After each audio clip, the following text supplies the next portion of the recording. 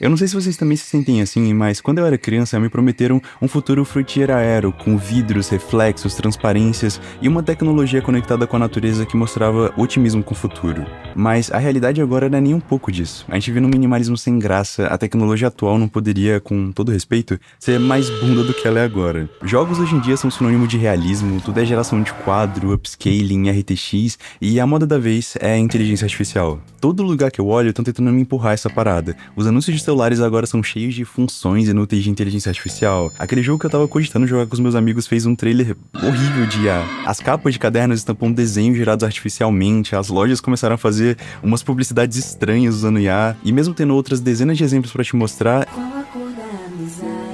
eu acho que você já entendeu. E aí que eu te pergunto, você sente que você ou que outras pessoas que você conhece vão ser substituídas por inteligência artificial nos seus trabalhos ou nas suas funções? Se sim, fica comigo porque isso é apenas a ponta de um iceberg muito fundo que eu quero conversar com vocês hoje. Há um tempo atrás, isso aconteceu com a Bolsa de Valores de Tecnologia americana. Pra você que não entendeu, tá tudo vermelho porque descobriram a nova versão do DeepSeek, que seria tipo um chat GPT, só que chinês. E talvez você esteja se perguntando o porquê esse carinha conseguiu abalar a bolsa de forma tão grande nesse dia. E pra isso você vai precisar de um contexto. Atualmente, todo o mercado tá tentando forçar a IA na gente porque tá rolando uma corrida tecnológica que nenhuma empresa quer ficar pra trás. No momento que eu tô gravando esse vídeo, a empresa com maior valor de mercado no mundo é a Nvidia. Isso acontece porque há quase 20 anos ela criou uma tecnologia chamada CUDA. Antes disso, o maior propósito de placas de vídeo era apenas a renderização de gráficos em 3D, e essa nova tecnologia visava o uso geral dessas placas para cálculos, simulações, físicas e até codificação e decodificação de vídeo. E pesquisadores da área descobriram que essa tecnologia era a melhor opção para o treinamento de IAs. E foi aí que a Nvidia se interessou por esse mercado e teve domínio absoluto dele, porque ela era a única opção viável quando se tratava de treinamento de inteligência artificial. Quase 2 décadas depois, no final de 2022, a gente teve o boom das inteligências artificiais, que foi quando o ChatGPT foi lançado publicamente, e junto com ele a gente também conheceu o DALL-E, a ferramenta de geração de imagens que é da mesma empresa que o ChatGPT, a OpenAI. E essas tecnologias pareciam algo tão novo e tão promissor que trazem com elas muitas promessas, como a substituição do trabalho humano em empresas, aumento da produtividade, automatização de processos industriais, financeiros, jurídicos, substituição de motoristas por carros autônomos, substituição de funcionários por robôs com inteligência artificial em armazéns e também para entregas. Para vocês terem noção, também promete a existência de assistentes virtuais realmente funcionais. Tem também o uso de IA para te oferecer com precisão produtos baseados no seu gosto ou até conteúdos em redes sociais, sem contar o uso militar que você pode ter. Resumindo muito para vocês, é mais lucro para as empresas e oportunidade de negócios. E vendo essa quantidade imensa de possibilidades,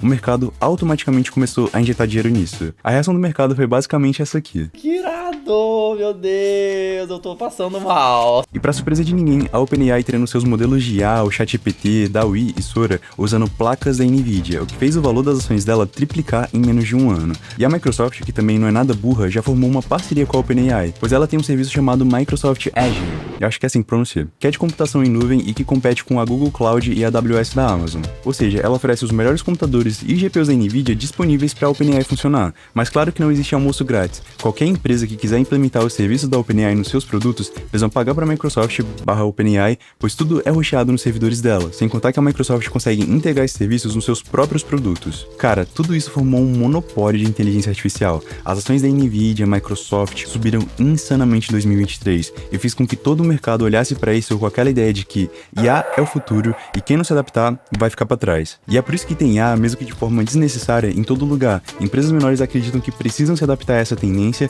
mesmo sem saber o que cacete elas estão fazendo. E já as empresas grandes são quase que pressionadas pelo mercado a fazer isso. Quem não lembra quando a Google precisou lançar às pressas a sua versão do ChatGPT, o finado Bard e atual Gemini, que acabou errando uma resposta no dia que ele foi apresentado, fazendo a apresentação ser um fracasso tão grande que fez as ações da empresa despencar nesse dia. É por isso que toda essa parada parece meio falsa, meio fabricada, porque nesse exato momento tem um monte de coach falando para vários empresários que se eles não implementarem IA nas suas empresas, eles vão ficar para trás, porque o mercado tá seguindo esse fluxo. Agora, depois de ter todo esse contexto, dá para entender o porquê que o DeepSeek teve tanto impacto. Para você que não sabe, os Estados Unidos impõem uma sanção na China que não permite que a Nvidia comercialize para lá as placas A100 e H100, que em 2022 eram as placas mais potentes para o treinamento de inteligência artificial no mercado. A Nvidia, que não queria perder o dinheiro chinês, resolveu contornar isso lançando a H800 e a A800, que eram tipo versões inferiores. Só que, claro, a sanção acabou sumindo também para essas duas placas e é isso, a Nvidia fechou o mercado dela para a China. Enquanto estima-se que a OpenAI OpenAI gastou por volta de 50 a 100 milhões de dólares para treinar o modelo 4 de ChatGPT com milhares de placas A100 e H100 durante por volta de 3 meses de treinamento, estima-se que o DeepSeek 3 custou apenas 5 milhões de dólares para ser treinado, usando por volta de 2.000 placas H800 e demorando por volta de 2 meses de treinamento.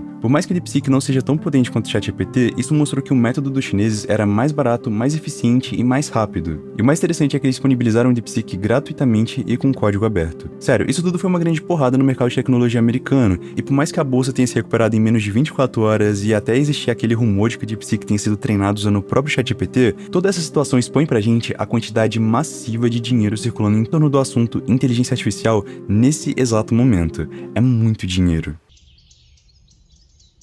Recentemente o ChatGPT ganhou uma nova atualização e a ferramenta dele de geração de imagens se tornou assunto em todo lugar por conta da porcaria da trend dos estúdios Ghibli, onde as pessoas pedem pro ChatGPT deixar as fotos delas nesse estilo aqui. E toda vez que uma IA de geração de imagens, de desenho se torna popular, vem à tona a discussão sobre se é correto ou não usar essas ferramentas ou se IA é arte ou não. E com muita frequência eu vejo as pessoas falando que essas IAs são, em essência, algo ruim. E não, uma IA é apenas uma ferramenta. O problema realmente existe em como elas são usadas e principalmente na forma a qual elas são treinadas.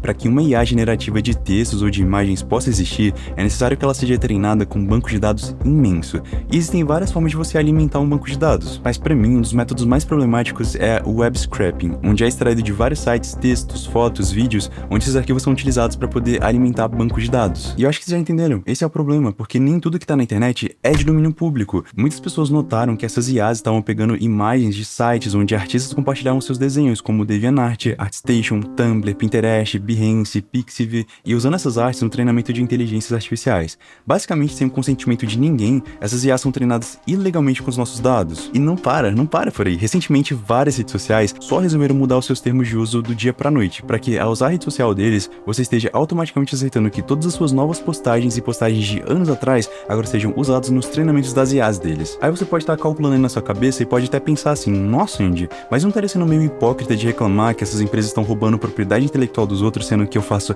a mesma coisa quando eu consumo algo pirateado? E olha que eu pirateio pra caramba. Eu, Andy, acho que não. A diferença entre você e uma dessas empresas é que existe legislação em boa parte do mundo garantindo proteção pra elas. Vamos pensar num exemplo aleatório. Você acabou de ver o videoclipe Bubblegum do grupo New Jeans e notou que elas usam um Nike Cortez irado. E aí vocês descobriram que desde que esse MV saiu, a demanda por esse tênis só cresceu. E se você comprar os materiais e abrir uma pequena fábrica pra vender esse tênis pela metade do preço aí em Ceilândia Norte, perto da caixa d'água, você pode até ganhar uma grana. Mas se a Nike mover um processo judicial em você tá lascado. Enquanto empresas bilionárias têm proteção com base na lei para assegurar suas propriedades intelectuais como patentes, marcas, produtos, filmes, livros, jogos, músicas, não existe nenhuma lei que protege que os seus dados, suas informações, suas fotos, postagens, desenhos, áudios, vídeos não sejam usados para o treinamento de uma inteligência artificial por aí. E talvez você esteja meio bravo comigo falando que é óbvio que não tem como controlar isso, e você tá certo. Mas é sacanagem a gente não ter nenhuma proteção caso a gente identifique os nossos dados em banco de dados de IA, sabe? E é sério, eu não tô nem zoando. Um tempo atrás a Meta, a empresa do Mark Zuckerberg, foi pega no pulo baixando mais de 80 terabytes de livros piratas para alimentar a IA deles.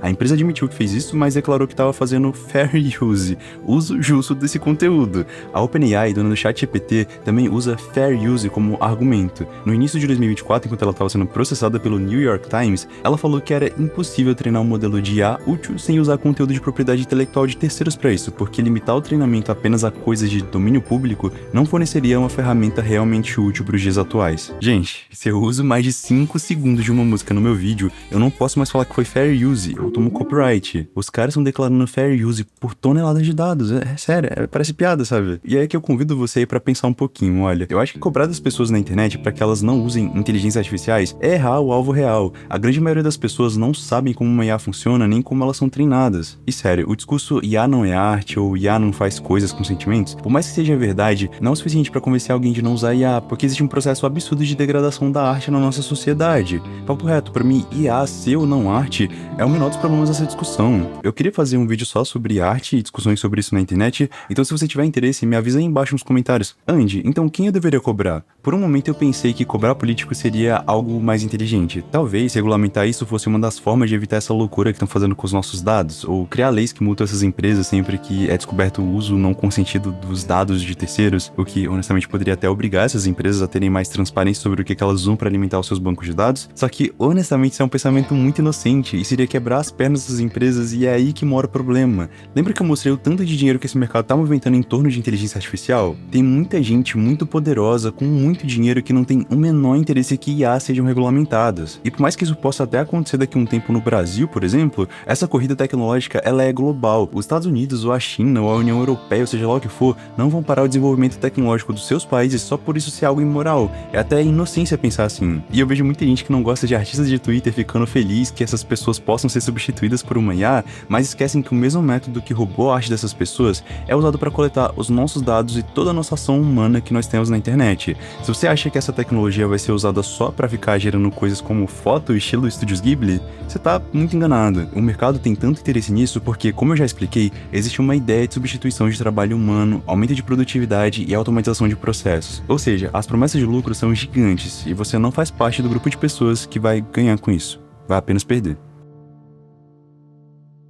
Olha, eu não tinha interesse de terminar esse vídeo de forma tão negativa, inclusive saindo um pouco do roteiro. Eu só queria fazer esse vídeo pra comunicar com as pessoas de que eu sinto que a gente tá meio perdido, meio que brigando entre si, ao invés de focar num alvo real, tá ligado? Sabe, essa tecnologia, ela é material agora. As pessoas estão usando ela pras coisas terríveis, que se eu falar, o meu vídeo pode até cair. E não são coisas que podem acontecer no futuro. Elas já estão acontecendo agora, nesse exato momento. E como eu expliquei no vídeo, é muito difícil de barrar o desenvolvimento tecnológico disso, porque tem muita gente interessada nesse mercado, mas mesmo que fosse possível, essa tecnologia ela só não vai desaparecer. Tem repositório para IA de geração de imagem, música, voz, texto e até deepfake, tudo de graça e disponível nesse exato momento, tá ligado? E vocês sabem que quando algo vai parar na internet é quase impossível de tirar de lá, se não for impossível. Então às vezes eu sinto que a gente deveria parar com esse cope de IA não deveria existir, entender que já existe e talvez procurar formas de se proteger disso, seja com regulamentação ou até com essas ferramentas que a gente vai encontrando pelo caminho. Mas pô, eu falei bastante sobre as minhas opiniões aqui nesse vídeo.